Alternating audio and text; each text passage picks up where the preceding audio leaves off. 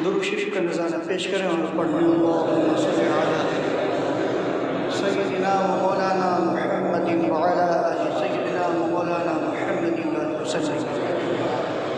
सलातो व सलामुन अलैका या रसूलल्लाह, सलातो व सलामुन अलैका या हबीबल्लाह सल्लल्लाहु तआला अलैहि वसल्लम।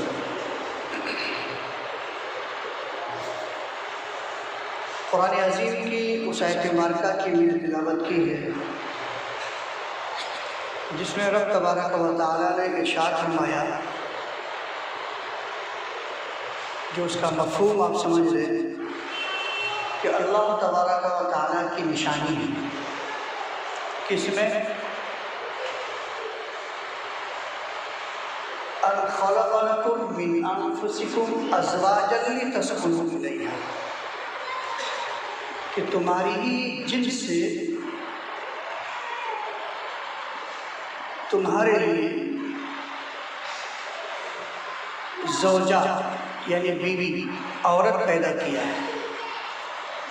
अज़वाजन तस्कुनू इलैहा, कि ताकि तुमको उसमें सुकून, उससे सुकून मिले। ये मफ़हूम है। अल्लाह तबारक व तआला ने मर्द की तख्लीक़ फरमाई, फिर औरत को भी पैदा किया है। और ये जो दो ज़ात हैं, अगर आप देखें इन दोनों में, तो दोनों की ज़िंदगी एक दूसरे के लिए है। हुन्ना लिबासुल लकुम व अंतुम लिबासुल लहुन्ना, एक दूसरे के लिबास हैं, एक दूसरे की इतनी ज़रूरत है, एक दूसरे को इतनी ज़रूरत पड़ती है, एक दूसरे की इतनी ज़रूरत है कि उसे रब ने लिबास करार दिया है। उसका लिबास वो, उसका लिबास वो। मर्द के लिए औरत लिबास है और औरत के लिए मर्द लिबास है। अब वो लिबास जो ऐबों को छुपाता है, वो शर्मगाह को छुपाता है, शर्म की चीज़ों को छुपाता है, और वो लिबास बस औक़ात इंसान को इज़्ज़त भी दिलाता है, शोहरत भी दिलाता है, पहचान भी दिलाता है। लिबास बहुत महंगा महंगा लिबास हम और आप इस्तेमाल करते हैं। हम मार्केट में जाते हैं, हम अच्छा से अच्छा लिबास की तजवीज़ करते हैं। कौन अच्छा लगेगा, किससे मेरी खूबसूरती बढ़ेगी, किस लिबास में मैं अच्छा लगूंगा,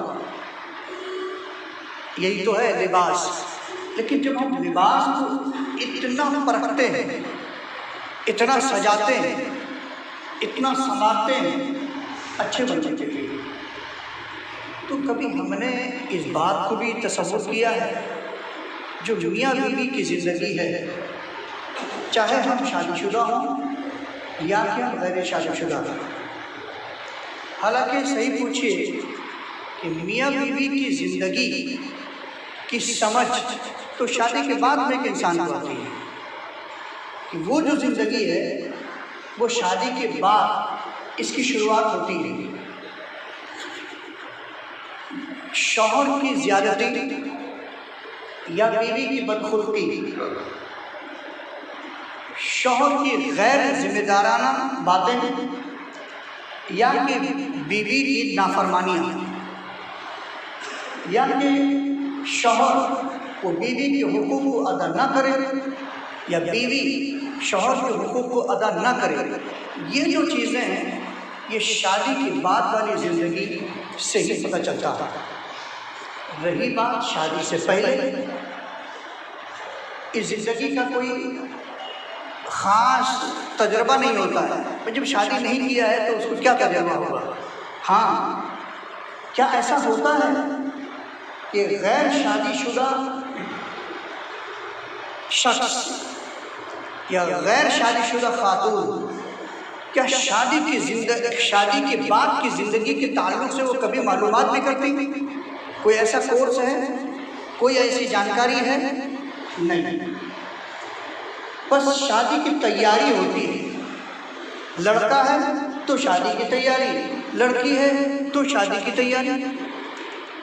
जो हकीकी ज़िंदगी मुतय्यन होना, जो शादी के बाद जो ज़िंदगी को परवान चढ़ाना, उसके ताल्लुक़ से जो जानकारियाँ हैं, जो हुकूक़ ज़ौजैन जिसे कहते हैं, शौहर को बीवी के ताल्लुक़ से क्या हुकूक़ है उसकी जानकारी, और शौहर के ताल्लुक़ से क्या हुकूक़ है बीवी को जानकारी।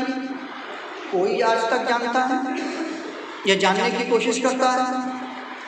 मुझे ऐसा लगता है कि हमें इस सिलसिले में जब कभी शादी हो तो कम से कम 2-3 हफ्ते का कोर्स कराना चाहिए।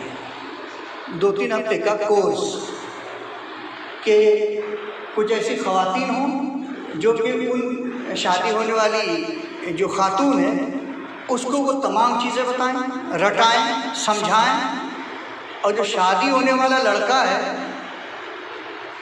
जो भी उनके घर के ज़िम्मेदार हों, नहीं तो फिर इमाम साहब तो ही हैं, कम से वहाँ आएँ, आकर हुकूक़ ज़ौज जो है उसे वो समझने की कोशिश करें, और बाकायदा ऐलान कर दिया जाए कि साहब इसका कोर्स है, ये वो समझें कि हुकूक़ है।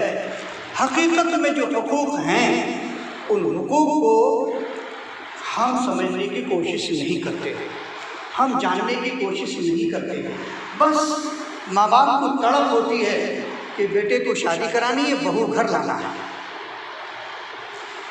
बेटी के माँ बाप को ये जल्दी होती है किस तरह बेटी को हम उसके घर पहुंचा दें, हम अपनी जिम्मेदारी से ज़बरदोश हो जाए। बस ये तैयारियां चलती हैं। बेटी जब बड़ी होती है, निगाहें माँ बाप की चार होने लगती हैं, कहाँ पर अच्छा रिश्ता आ जाए, उसकी शादी की हम तैयारी कैसे करें। जितनी हम तैयारी ये करते हैं उतनी हमको चाहिए कि हम अपनी बेटी की जो इज़्दिवाजी ज़िंदगी होगी, जो दूसरे के घर जाने के बाद में एक नई ज़िंदगी की शुरुआत होगी, हम उसकी भी तैयारी कराएं। बहुत ज़्यादा से ज़्यादा हम डांट टपट के खाना पकाना सिखा देते हैं, इसलिए फ़ौरन ताना मिलेगा तुम्हारी माँ ने खाना पकाना नहीं सिखाया, इसलिए डर के हम खाना पकाना सिखवा देते हैं अपनी बेटी को। लेकिन जो एक शौहर के साथ जो उसके हुकूक़ हैं, जो सास के हुकूक़ हैं, जो ससुराल में जाकर जो आदतें हैं, हम उन चीज़ों को कितना हम सिखाते हैं ये हमको नहीं पता है। मुझे ऐसा लगता है कि हम नहीं सिखा पाते हैं। यही वजह है कि आज हकीकत ये है, अगर हम अपनी बेटी को समझाने चलेंगे तो समझी से हमको कैसे पेश आना है वो तरीका हमको कुछ समझना पड़ेगा। अगर हम बेटे को समझाना चाहेंगे तो फिर हमको ये बात समझ में आ जाएगी कि जब बेटे की बारात लेके जाएंगे तो बारातियों को कितना कंट्रोल हमको रखना है। आज का तो हाल बड़ा अजीब हो गया है, मुझे बात समझ में नहीं आती है। हालांकि हम माशरे में हम सब वही है, हम भी आप भी सब वैसा ही है। क्या वो दौर लाया जा सकता है कि जो हम बारात के नाम पर एक लड़की के घर वाले को परेशान करते हैं? क्या हम 2-4 लोगों के दरमियान में निकाह नहीं करवा सकते? लड़ाई करवाना ज़रूरी है। हम मेहमानों को लेके जाते हैं, कुछ तो बारात में जाते हैं मुरव्वतन, कहते हैं कि हम नहीं जाएंगे तो कल वो हमारे यहाँ नहीं आएंगे। एक तो ये बात होती है, और कुछ ये इस बुनियाद पर बारात में लेके जाते हैं कल उन्होंने बुलाया तो हमको ही बुलाना ज़रूरी नहीं। ये जो मजबूरी आ गई है आपस में, इस मजबूरी को क्या हम ख़त्म नहीं कर सकते? हम क्या अगर अच्छा एक आदमी तो कर नहीं सकता, अगर 50 लोग ये तहैया कर लें कि हमको बारात लेकर नहीं जाना, हमको 5 लोगों में सिर्फ निकाह करवानी है। अब मुझे बात समझ में नहीं आती, किराया भी तो बहुत सारा बचेगा, लड़के वालों को किराया बचेगा। अगर ये कर लिया जाए, लड़की वालों को परेशानियों से सुबदोशी होगी। लेकिन आज हमारे यहाँ ये बड़ा अलमिया है। जब हमने बारात ले जाना शुरू किया तो पता ये चला कि बहुत सारी बारातों में तो सिर्फ और सिर्फ बारातियों की वजह से बारात लौट जाती है। ये दूल्हा दुल्हन के घर वाले वहाँ लड़ते कम हैं, ये बाराती लड़ते ज़्यादा हैं। अमूमन ऐसा नज़र आता है, बाराती लड़ते हैं और फिर रिश्ता तोड़वा देते हैं, रिश्ता टूट जाता है। अब साहब अगर उसकी पूरी तफसीली जायज़ा लिया जाए तो बहुत सारी बातें हैं, लेकिन इन तफसीलों पर न जाकर हमको ये गौर करनी चाहिए कि जो रब तबारक व तआला ने इरशाद फरमाया कि हमने इसमें निशानी रखी है, इसमें रब की निशानी है। रब की निशानी क्या है? और फिर इसमें आगे चल के इरशाद फरमाया कि अज़वाजल तस्कुनु इलैहा, कि दोनों के लिए सुकून है। ये जो ज़ौजा को पैदा किया, औरत जो है वो मर्द के लिए दिल का सुकून है, दिल का सुकून है। आज मैं जहाँ तक समझता हूँ, अगर 99% मर्द के सीने पे हाथ रख के पूछा जाए सुकून है या के बेचैनी है, अगर ये समझा जाए, सोचा जाए, रब ने फरमाया सुकून है, लेकिन यह सुकून नहीं, यहाँ सुकून नहीं। वो जाना बैनकुम मवद्दता व रहमा। अब यहाँ पर मवद्दा भी फरमाया और फिर रहमा भी फरमाया, और ये भी फरमाया कि इन दोनों के दरमियान मोहब्बत रब ने कायम फरमाई है, मोहब्बत पैदा फरमाई है, और रहमत का नुज़ूल फरमाया है दोनों के लिए। लेकिन अब हमारे दरमियान अगर हम इसका जायज़ा लें तो हमारे दरमियान बहुत सारे इख्तिलाफ़ात हैं, बहुत सारे मामला हैं। हज़रत अबू मोहम्मद सुफियान एक बुजुर्ग गुजरे हैं, तो उनकी बारगाह में एक शख्स आया और आने के बाद में कहा कि हज़रत,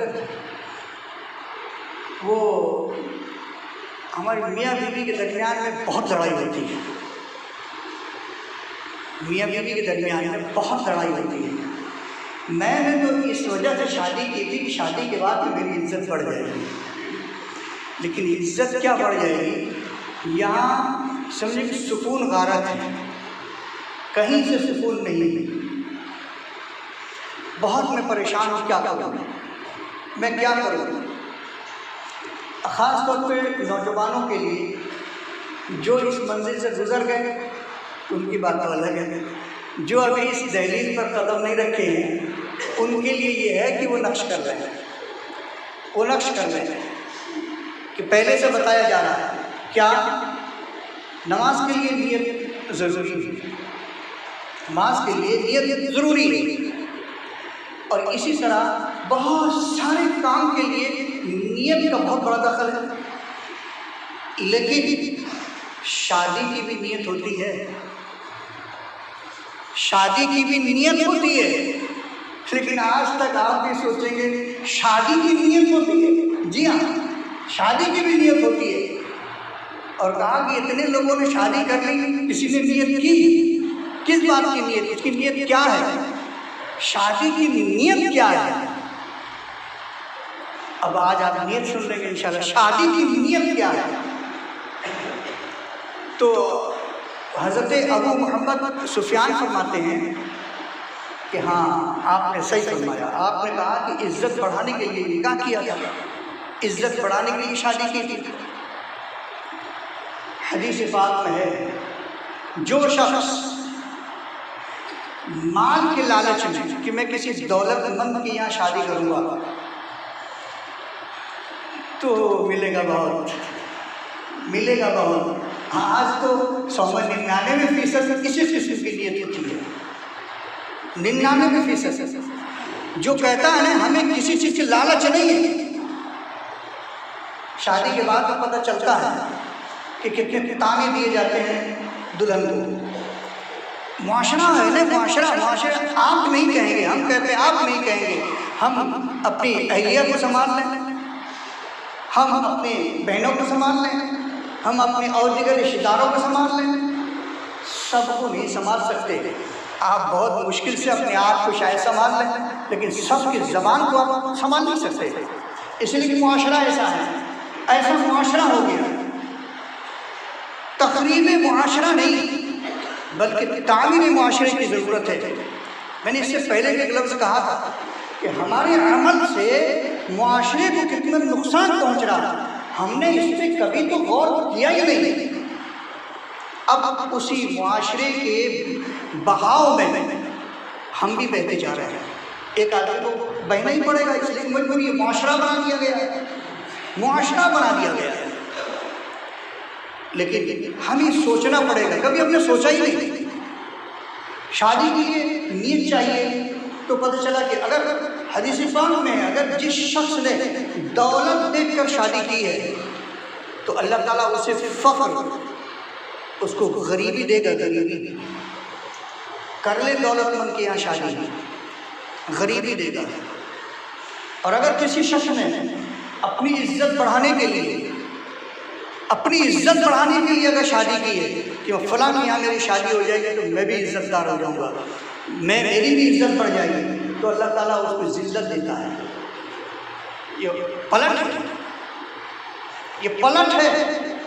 लेकिन हम तो हमारे मामला यही हो गए हैं, हम यही चीज़ें कि अब करने लगे हैं। शादी, पता यह चला कि शादी से पहले हमारा किबला दुरुस्त ही नहीं, यानी हमारी नीयत दुरुस्त नहीं, नीयत ही दुरुस्त नहीं है हमारी। जब नीयत दुरुस्त नहीं है तो निकाह तो हो जाएगा, शादी तो हो जाएगी, लेकिन जो उसकी बरकतें हैं, उसकी जो फजीलतें हैं, उसकी जो रहमतें हैं, उसमें जो मोहब्बतें हैं, वो हमको नहीं मिल पाती हैं।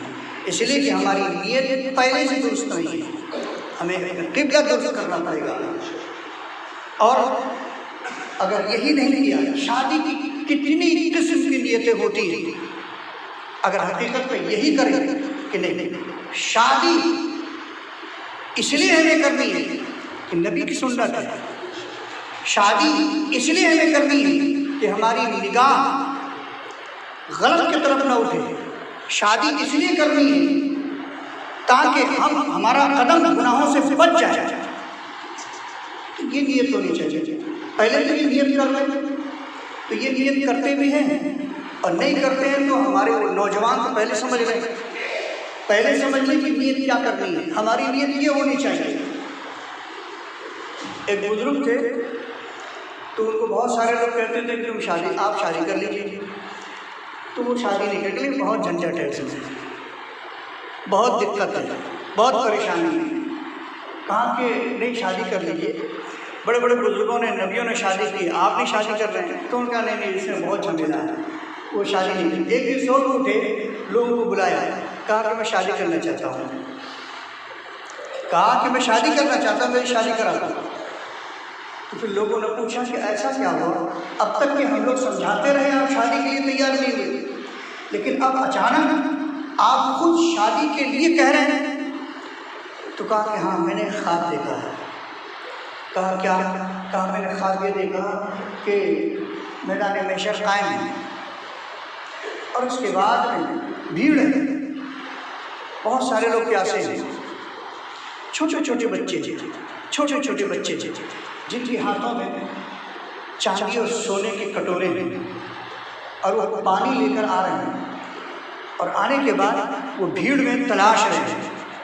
जो लोग प्यासे हैं उनको नहीं दे रहे, लेकिन वो जो तलाश रहे हैं किसे, वो अपने माँ या बाप को तलाश रहे हैं, और तलाश के उन्हें वो दे रहे हैं।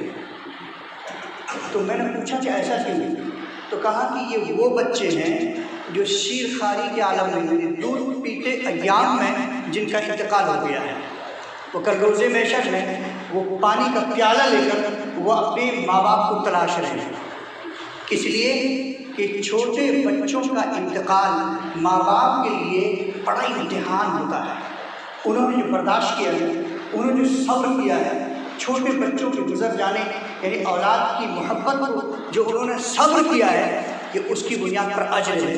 कल रोज़े महशर को वही छोटे बच्चे जो कि वो पानी लाकर वो अपने माँ बाप को तलाश कर पिला रहे हैं। तो कहा कि मैंने जब ये मंजर देखा तो मैंने कहा कि मैं शादी कर दूँगा, ये दीन है। हमारी हर नियत, हमारी सोच, ये सब दीनी होनी चाहिए। अगर हमने ऐसा नहीं किया तो यह आज जो परेशानियाँ, जो दिक्कतें हैं, हमारी नीयत दुरुस्त नहीं। हमने खुद न अपनी तरबियत की और न अपनी ज़ौजा की तरबियत की। जब हमने किसी तरबियत की नहीं, आज हुकूक़े ज़ौजैन दोनों को बैठा कर पूछ लिया जाए, शौहर को बैठा कर पूछ लिया जाए आप पर बीवी का हक क्या है। बीवी को बिठा कर उससे पूछ लिया जाए कि शौहर का हक क्या बनता है, तो मुश्किल से चंद लोग वो जो दीनदार किस्म के होंगे वो कुछ बता सकते हैं, लेकिन बिल्कुल साफ ये हुकूक क्या है, ये हक क्या है, वहीं पे हम बिल्कुल सन्नाटे में। जिस जहाँ पर जिस घर में हमने कदम रखा है, हमने उसका तरीका सिखाई नहीं। जिस जिंदगी को हमने अपनाया है, उस जिंदगी की गुजारने का तरीका हमने कभी सिखाई नहीं। उसमें किसका क्या हक है हमने उस समझाई नहीं। जब समझा नहीं है तो फिर हम हक अदा कैसे कर पाएंगे, हमको ये सोचना पड़ेगा। वो तो माशरा है, माशरे में ये भी सब माशरे में आ गया है। कमाना है, खिलाना है, कमाना है, ईद में कपड़े बनवाना है, कमाना है, अच्छा खाना खिलाना है, हफ्ते में एक दिन बाजार करना है, वहीं से फल फ्रूट खरीद के लाना है, और यही सब हमने जो देखा समझा उस पर हम अमल कर रहे हैं। हकीकत तो ये है मर्द के लिए भी और औरत के लिए भी, दोनों के लिए ये बहुत बड़ा इम्तिहान होता है कि दोनों बहुत बड़े साबिर बने, बहुत बड़े साबिर। दोनों के लिए बहुत बड़ा सब्र करना पड़ेगा। शौहर को भी सब्र करना पड़ेगा और बीवी को भी सब्र करना पड़ेगा, और ये हमें मुकाबला करना पड़ेगा। सब्र करने में हम कितना बड़ा मकाम हासिल करते हैं, तभी ये ज़िंदगी अच्छी गुजर सकती है। मैं इस गुफ्तगू को इसलिए लेकर आया कि हम हुकूक़े ज़ौजैन समझें। ये मुआशरे में जो ये चीज़ें पैदा हो गई हैं, ये हमारी वजह से है। एक मियाँ बीवी की वजह से बच्चों में, फिर बच्चों की वजह से मुआशरे में। हमारी जिम्मेदारियाँ क्या बनती हैं, हमें ज़िंदगी कैसे गुजारनी चाहिए, हमें सुलूक कैसा करना चाहिए। एक शौहर को हाकिम बनाया गया है। अर्रिजालु क़व्वामून अला निसा, कि औरत के लिए मर्द जो है अफसर है, अफसर हाकिम। जब वो हाकिम, क्या कोई औरत आज कबूल करने के लिए तैयार है कि तुम मेरे हाकिम हो, जो कहोगे मानेंगे। आज की औरत जल्दी तैयारी नहीं है कि तुमसे बड़े अक्लमंद तो हम हैं। आज ये मामला आ चुका है, किसी भी मामले में कोई खातून अब मर्द से वो कमतर तो अपने को नहीं समझती। ये मैं बुराई की बात नहीं कर रहा हूँ, ये दोनों चीज़ें हैं। रब ने जैसा जिसको बनाया है, ये रब की कुदरत है, रब की कुदरत है। इसीलिए कमाने की जिम्मेदारी रब ने मर्द के जिम्मे रखा है, औरत के जिम्मे नहीं। ये बच्चों की परवरिश जो है, बच्चों की जो जायज़ अखराजात की तकमील की जिम्मेदारी वो औरत पर नहीं दी है रब ने, ये मर्द पे दी है। मर्द के शाने को मजबूत किया है औरत के मुकाबले। एक दो नहीं, बहुत सारे ऐसे मामला हैं। आज भी पूरी दुनिया में जितनी भी हुकूमतें औरतों को मर्द के मुकाबले लाना चाहती हैं, लेकिन वो खुद हुकूमत जो कुछ भी कर लें, हर एतबार से मर्द के बराबर हुकूक औरत को दे भी नहीं सकते। जैसे मिसाल के तौर पे रब तबारक व तआला ने मर्द को कमाने की जिम्मेदारी दी है और घर की जिम्मेदारी औरत को दी है कि कोई भी हुकूमत कोई कानून बना दे कि नहीं, आज के बाद या फलां घर में मर्द खाना बनाएगा, औरत बाहर कमा के लेके आएगी। कानून बनाए नहीं चल पाएगा। जो औरत जिस काम के लिए बनाई गई है, वो वही काम वही से अंजाम दे सकती है। हर कोई अंजाम नहीं दे सकता। बच्चे की पैदाइश का मसला है, पूरी साइंस ने तो बहुत तरक्की कर लिया है। क्या कोई बदल के दिखा सकता है कुदरत के इस कानून को? मर्द अपनी शिकम में बच्चे को नहीं परवरिश करता है, बल्कि एक औरत 9 महीने अपनी शिकम में बच्चे की परवरिश करती है। ये रब का कायदा है। ये रब की कुदरत है। लेकिन पूरी दुनिया की साइंस आके बढ़ जाए और बढ़ने के बाद वो कहे कि नहीं नहीं नहीं, एक बार औरत एक बार मर्द अपनी शिकम में बच्चे को कराए, चाहे जितनी बड़ी मशीन इस्तेमाल कर लें, लेकिन इसको बदल नहीं सकते। ये अल्लाह की कुदरत है, ये उसी का कानून है, उसको कोई इंसान बदल नहीं सकता। बिल्कुल इसी तरह देखिए औरत के बहुत बड़े मकाम हैं। आप उस ख़वातीन को हमें ये चीज़ बताने की ज़रूरत है, हमें अपनी खुद जानकारी नहीं तो हम बताएंगे क्या? अगर हम बताने के लिए तैयार भी हो जाएंगे तो शायद कि बहुत सारी खातून सुनने के लिए तैयार नहीं है। दूसरों से सुन सकती है लेकिन अपने शौहर से नहीं सुन सकती, क्योंकि आपसे ज़्यादा हमें खुद ही पता है। आप खुद सुधर जाइए पहले। लेकिन चलिए ठीक है, उसका भी इंतजाम करना चाहिए कि हम और आप सबको इसकी फ़िक्र करनी चाहिए। हमारे घर का मुआशरा, जो हमारे घर का निज़ाम है कैसे दुरुस्त होगा? क्या हमने कभी इस चीज़ को सोचा? कभी हमने इसको सुधारने की कोशिश की? क्या कभी हमने बताने की कोशिश की? नहीं बताने की कोशिश की है हमने। कि कल औरतों को जिंदा दरगोर कर दिया जाता था, वजह क्या थी मालूम है?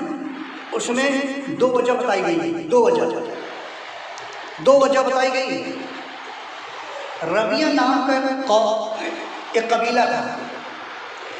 इस कबीले में एक दूसरे कबीले वाले ने हमला किया और हमला करने के बाद उसने इनको शिकस्त दिया। यहाँ के बच्चे औरतों को गिरफ्तार करके ले गए, अपने यहाँ ले गए, दूसरी कौम वाले ले गए।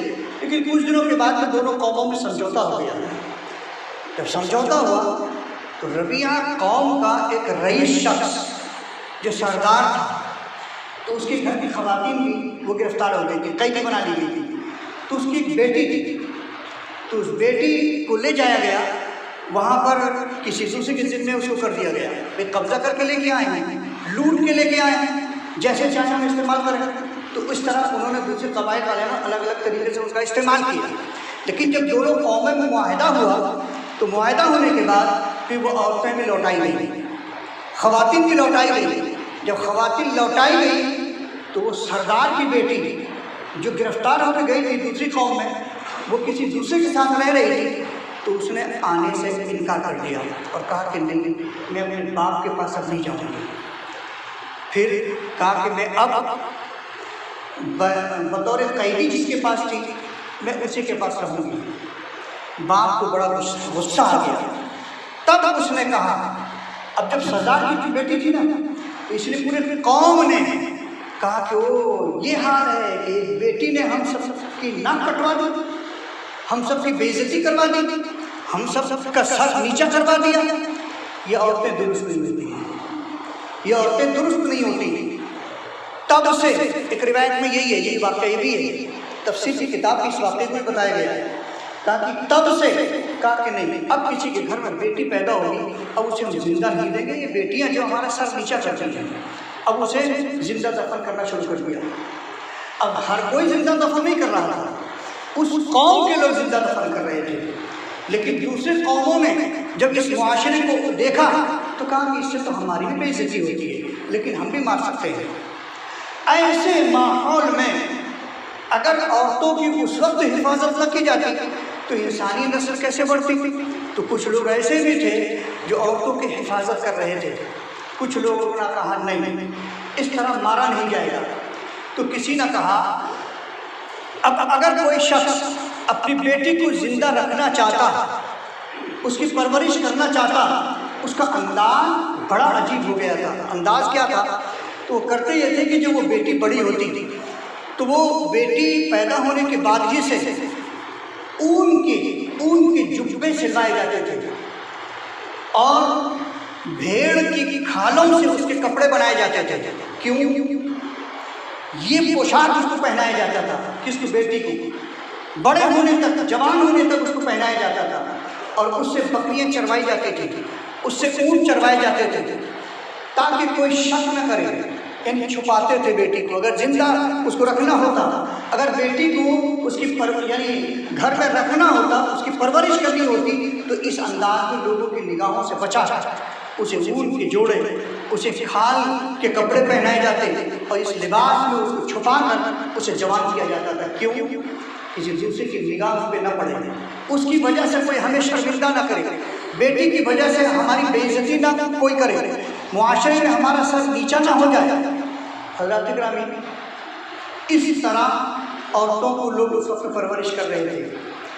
आज का क्या हाल हो गया है? क्या उसकी झलक, थोड़ी सी तस्वीर कि हमारे यहाँ नजर नहीं आने लगी है। अगर बेटी है, आज भी लड़के वाले कहते हैं बेटी वाले हो, ज़्यादा ऊंची बात मत करना। खुद बेटी वाला कहता है भाई मैं बेटी वाला हूँ, एक मतलब दबके ही मुझे रहना, मुझे सब्र ही करना। ये मुआशरे में हमने ये एहसास कैसे दे दिया है हमने? क्या हम और आपके घरों में ये बात नहीं? क्या बेटियां जब घर में पैदा होती हैं, अभी हमारे यहाँ एक मौलवी के घर में बड़ी उन्होंने दुआएं की। हालांकि वो मुकम्मल मौलवी नहीं है, आप ऐसे मौलवी, नी मौलवी जिसे कहते हैं, नी मौलवी, दीनी तालीम ज़्यादा नहीं है। दो या तीन बेटियां उनके यहाँ थी, और फिर जब उम्मीद से हुई सबसे उन्होंने दुआएं कराई, छोड़ा किसी को नहीं, तमाम उलमा से दुआएं कराई, उन्हें खत्म कादिया कराया, बहुत सारी फाता कराई, बहुत सारे बुजुर्गों के आगे बेटा पैदा हो जाए, बहुत सारे मज़ारात में जाके दुआ की। और हत्ता के जिस दिन बच्ची की विलादत हुई है उससे एक रोज़ पहले तक उन्होंने बड़ी दुआएं कराई। पैदा हुई बेटी, इधर बेटी का पैदा होना था, बाप बिलक बिलक के रो रहा है क्या बेटी पैदा हो गई। जब पैदा देने वाली माँ, जब उसे मालूम हुआ कि बेटी पैदा हुई, वो भी रो रही। हमने सुना, एक घर की बात नहीं है, ये 50 घरों की बातें हैं। घर में बेटी पैदा हो जाती है, लगातार 2-3 बेटियां पैदा हो जाए, सास ताना देने लगती है, ससुर कहें या ना कहें, लेकिन औरतों का मामला रहता है, औरतें ही ज़्यादा सामने आती हैं। ये ताना तुनशी में, ये मर्द तो कम आते हैं, ये शिकायत कम है।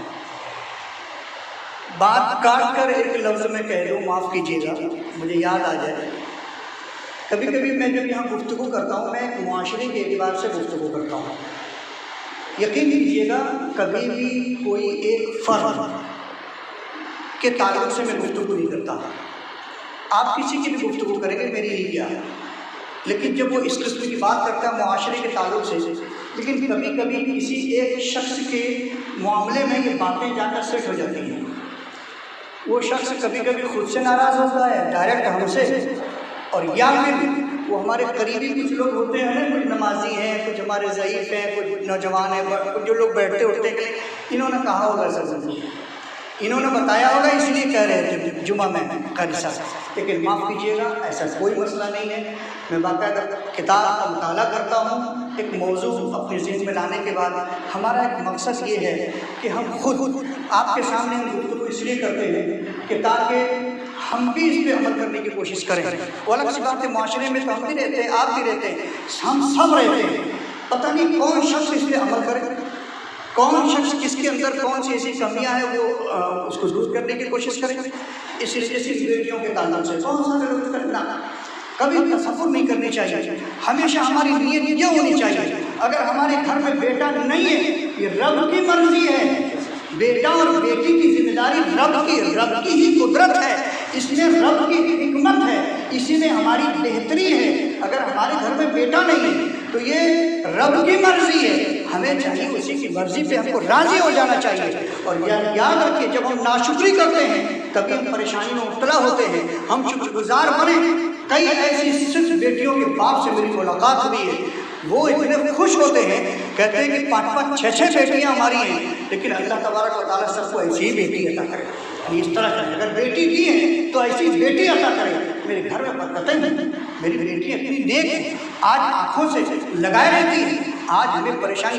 और आपने देखा नहीं, अगर किसी के घर में एक बेटा है, उसी एक बेटे से वो परेशान है, ऐसे नाखून चने चुभा रहा है कि वो बेटा उसकी बेइज्जती का सामान बन रहा है। हो सकता है वो बेटा जो जिसकी हम ख्वाहिश कर रहे हैं वो हमारी बेइज्जती का सामान बनने वाला था, जो रब ने हमको अता नहीं किया है।